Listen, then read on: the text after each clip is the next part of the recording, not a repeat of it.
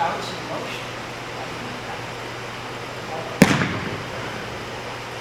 So as I turn, there's going to turn back through my elbow and backwards.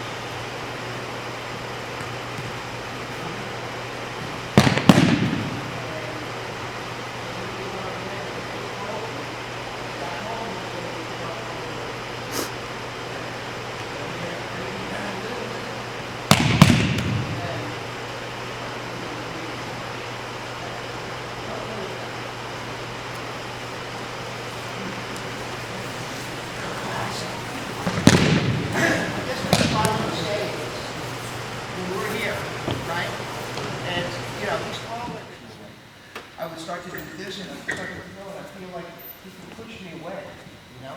So one thing, naturally you go down, you do that type of thing.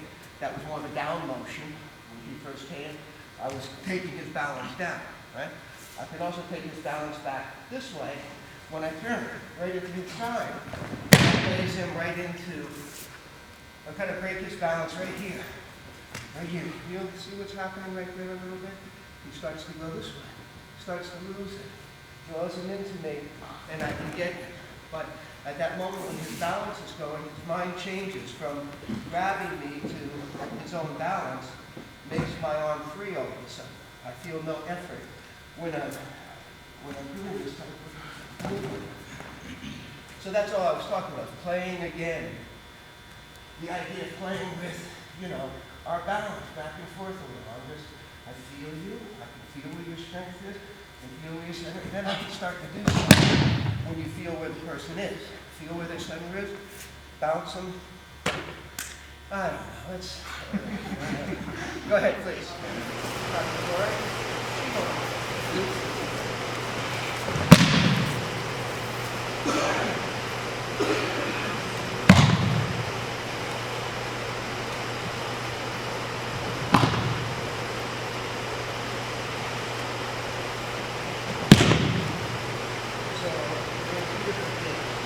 Again, I got to move them off the center.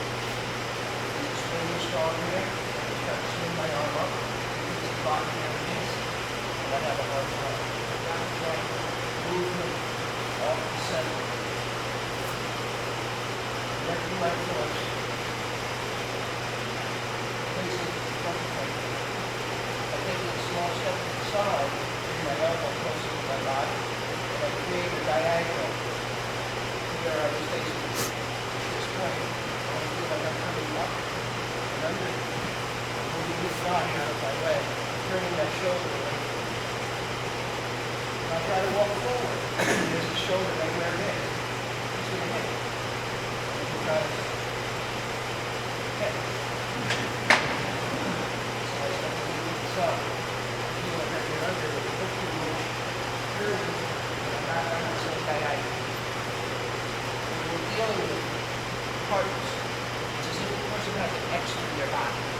Those are the diagonals we work on. Turn out to be about 45 diagonals with the faces of the front. So in this case, for instance, I go here, I do on this diagonal, I turn, I put them on this diagonal. That's what you should think. That would be precisely when you turn. The person's grabbing. Mind my own self. Now everything is tight on my own core. This is going to be comfortable.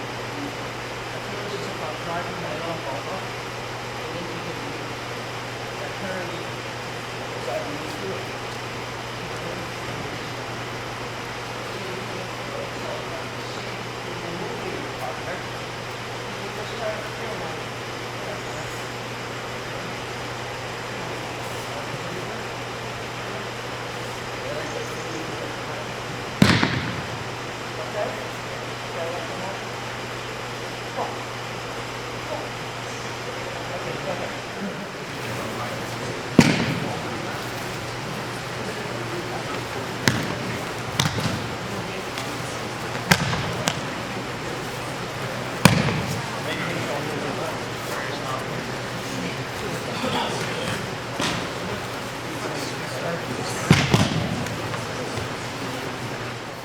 Directions come from your hand.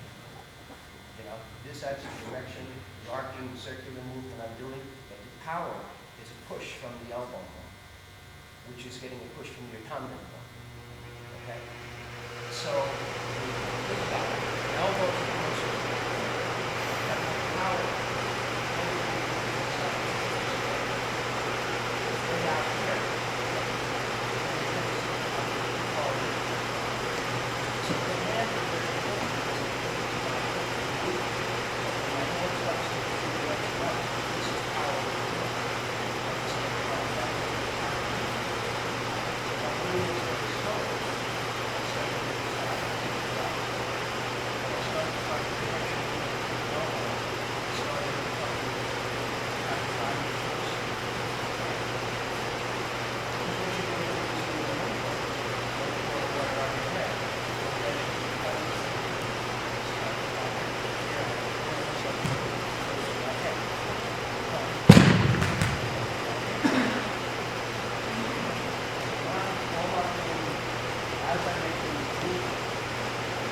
My hand starts to feel like this is power.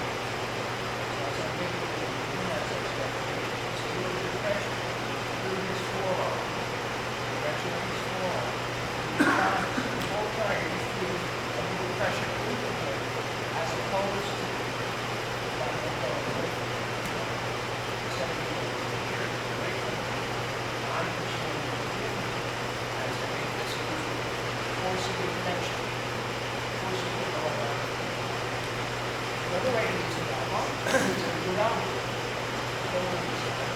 here. As I move in, my hand changes. I don't want to pull in here. Trying to pull in.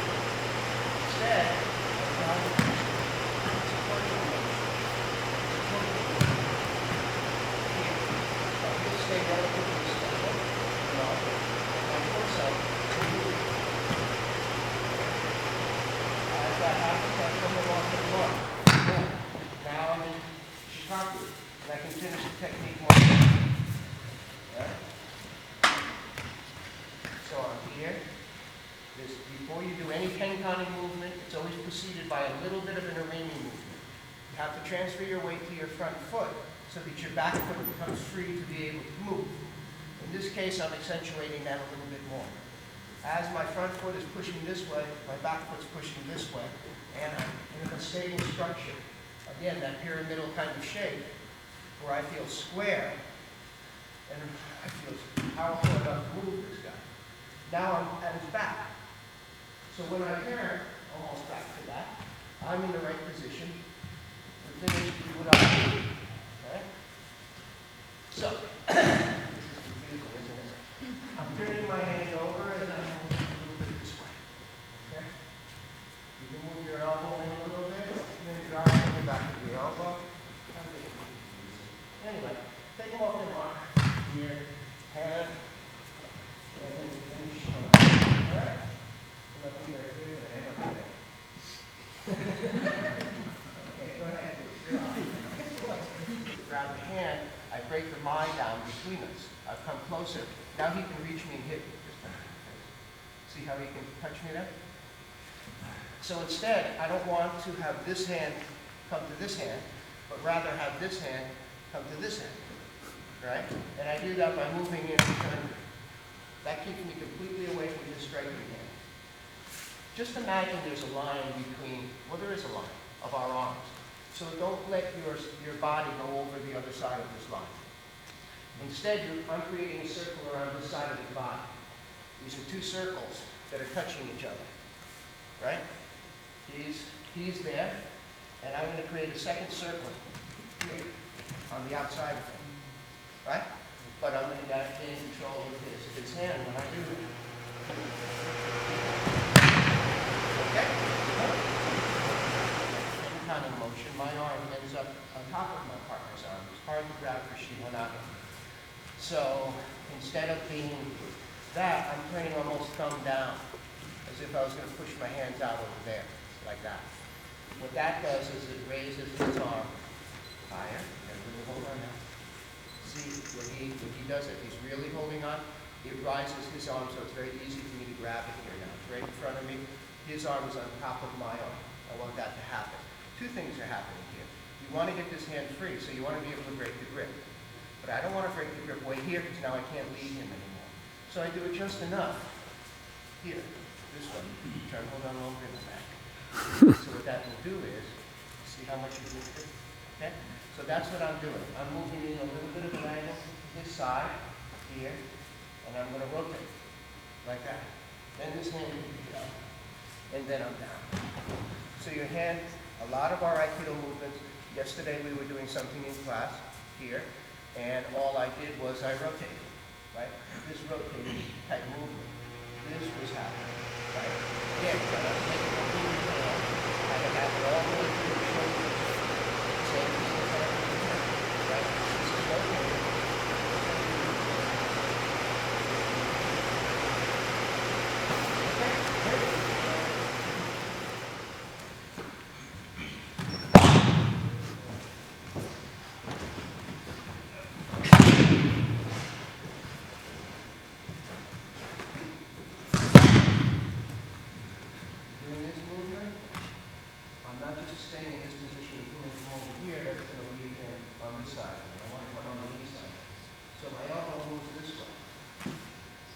As I step across, I change my angle in relation this way.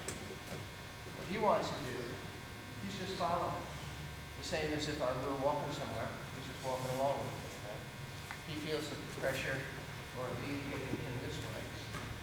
Like that, so he steps. Here, as that happens, I move in. You have to watch out for the other hand. I can't be all focused here because of the pressure.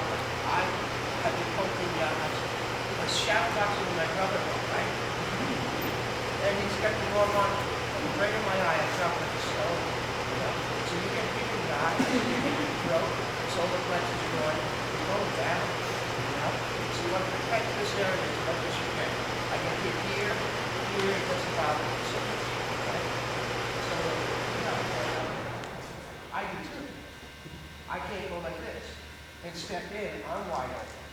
As I'm making this movement, I'm still in front of him. I'm changing here in relation to him. I'm not stepping forward and opening myself up either. So neither of us. Here, here. Okay, bring me down. As I'm corkscrewing my arm, that makes the person, if they're trying to hold on, it makes it here. Right? Side, and this turns as it comes up. It comes in and it turns, and it's connected to my center. The strength of this movement is not in my arms, it's in my core moving. My core moving. Your tanda shifting and moving up. Your feet splaying into the ground. Like that. You're very stable in this position. Boom. Release up. Here. This one. That comes. Turning. Okay?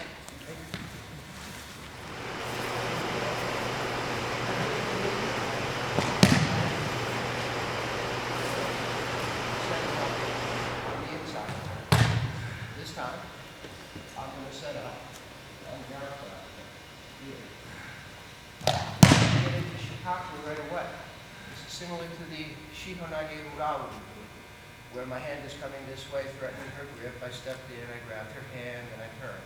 This time I'm going a little further, and I'm going to break it free as I do it. So I'm here, she feels a little pressure, feel a bouncing motion, break her balance, and down. When you're doing your immunagics, the thing you want to watch out for is this. You go like this, I go in to throw her. Look at her down there, the strut she's able to push in. Oh, she can grab my arm from the elbow. You don't have to be so demonstrative, okay? But also look at her position here, where she is. Every time in any Aikido technique, we want to break the person's balance back this way, or we're trying to break the person's balance forward. Yep. Right feet forward. Taking this way. Ah. We come in here. We take it forward. So we're not able to stay. This is one thing we do. As that happens, as that happens,